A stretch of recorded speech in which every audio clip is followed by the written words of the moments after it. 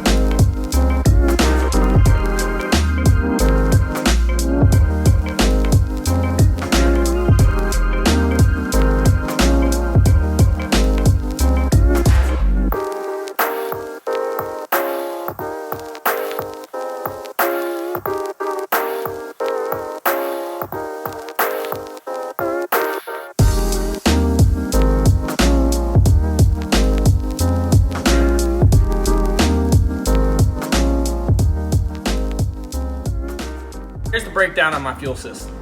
To start off, I had to figure out how I was going to mount the fuel cell in the trunk. So for that, I hit up my teammate Bryce, and he cut me out a thick aluminum plate that suspends the fuel cell in the trunk. Next off, we have the actual Radium Engineering bi-fuel safe fuel cell. This unit is a 15-gallon unit. I wanted something that could get me a long way for a road trip or that could last all day at the track. Next off, we have the Radium Engineering in-tank surge tank. So how the surge tank works is I have one Walboro 255 pump that's all the way at the bottom of the fuel cell, sucking fuel that feeds a smaller tank right under this top hat. Inside that small tank, I have two Walboro 255 fuel pumps that feed the engine. So I have a 1/2-inch stainless steel hardline that I custom bent and flared for my Dash 8 feed line to the engine. Right here I have my fuel filter that filters the fuel before it goes to the engine to make sure the engine has the cleanest fuel possible. From there, I have a Dash 8 bulkhead through this plate that goes to the lines underneath the car. Next up, I have a 3/8 stainless line that was also custom bent, and this acts as my fuel return line. So this gets the fuel that's coming back from the engine and feeds it back into the surge tank itself.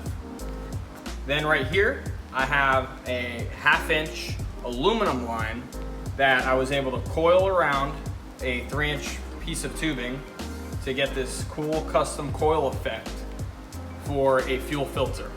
Now, this is actually useful. It's not just something that looks cool.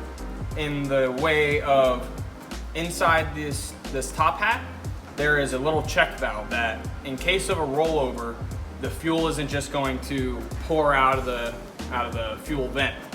So the coil helps when it's venting the fuel to atmosphere, that it will collect any kind of fuel vapors that are starting to come out of the fuel tank, and it collects it and drains back into the fuel cell. So here are the bulkheads I was talking about earlier.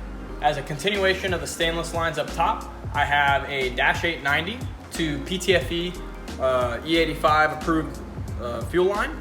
Right next to it, I have a Dash 690 that acts as my return to its own designated bulkhead. Both of these lines run all the way to the front of the car and are held together with some specialty clamps that I was able to find to hold the specific size fuel line. So here I have the Dash 8 fuel feed line. It splits off at this Y fitting to two Dash 6 fittings that feed both sides of the fuel rail. From the fuel rail, the fuel line goes through the fuel pressure regulator, down through to the flex fuel sensor, back down all the way through this Dash 6 line that goes right back into the surge tank.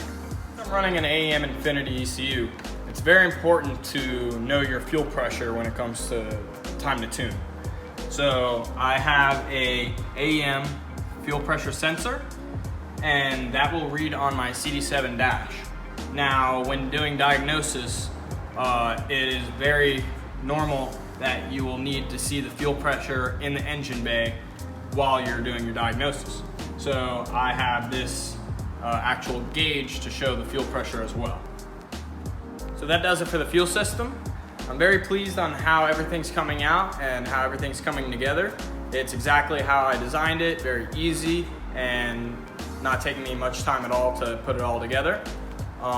If you liked the video, make sure you like, comment, and subscribe, and check out the next video where I go super in depth in my wiring.